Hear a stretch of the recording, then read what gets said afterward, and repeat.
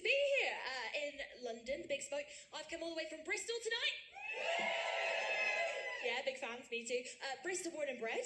Pretty sure my dad is actually Banksy. Because I don't know who he is, so... Thanks for laughing, guys.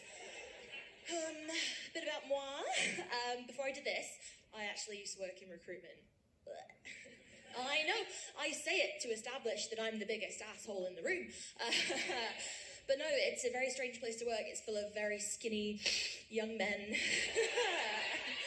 with big chunky wristwatches and medically low BMIs. And they all say stuff like, "We work hard, but we fucking play harder." Boom, like that. And then they get their dicks in their hands and they go like that. Which is cool, but I don't know how to like get involved. Like I don't know how to assimilate because I don't have that kind of artillery. So I don't know what to do. It's like I can pull my tampon out like it's a grenade. Get down, woo! They don't like it when I do that. They'd rather it's a real grenade, bless them. That's how scared men are of menstruation. Oh. No, it's I've been drinking a lot recently. I don't know. That's not related, but I hope you guys can relate. But I kind of became an alcoholic over the old global pancetta, but in like a fun, hot way. But it was less like, you know, Pinot Noir for me by the end, and more just like peeing on the floor. Very much took things too far. There was just no upsides till like the last 2 years, except from the big upside, which is obviously the energy crisis. Of course, because now, due to the rising costs, my boyfriend can no longer afford to gaslight me.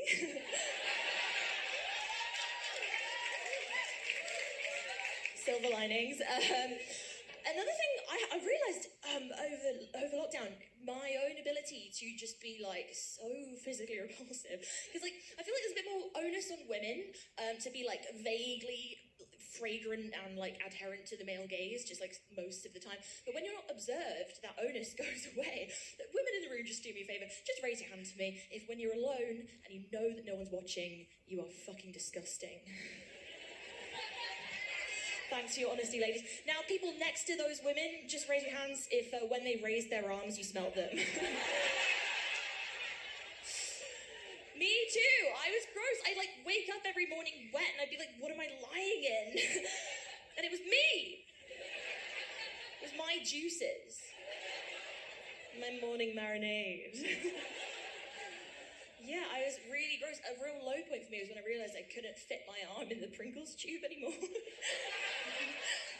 I used to be able to raw dog the Pringles tube in and out, no questions asked. You know? And like some of you guys are laughing because you still fit the Pringles tube. There'll come a day when you don't. There'll come a day when you don't. And that's when you'll come crawling to me and I'll say use the salsa as lube.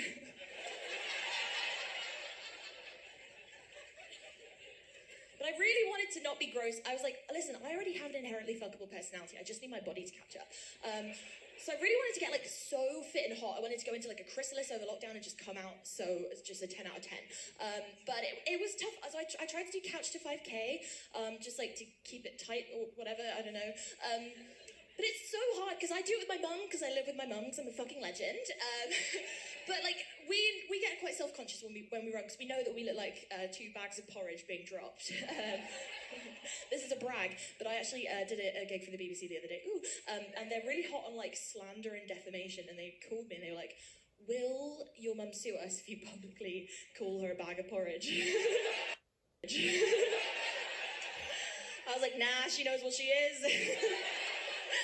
But no, we don't want to be seen when we run. So I have a great life hack I'm going to share with you guys.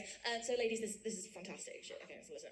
We run in abandoned car parks at the dead of night. Very fun and safe. Just me and her in the men in white vans. Cool. It's very incentivizing because you know that if you slow down, you risk being sex trafficked. And I don't know if Sarah Millican, who narrates my Couch to 5K, I don't know if she pre-recorded a voiceover for that, you know what I mean? Keep going! You're doing really well, keep running. There's a man in a van behind you that wants to sell your organs for 30 grand a pop, you know? But the joke's on him because I'm not going to fit in the van, okay? Like, I don't mind being fat. There's loads of good things about being fat. I don't like to think of it negatively. I just think my skeleton is very shy. It's fine. And, like, I can now physically overpower my poor little boyfriend whenever I want, which is amazing. The other day, he was like, hey, babe, come to bed. I was like, why don't you make me? He said, I can't.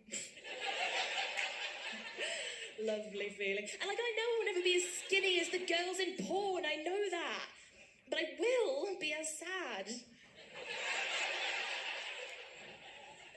It's fine. And my boyfriend's always down the gym anyway, trying to change it. He wants to be the powerful one. He's always doing arm day, leg day, trying to get bigger. And it's like, when's Willy Day?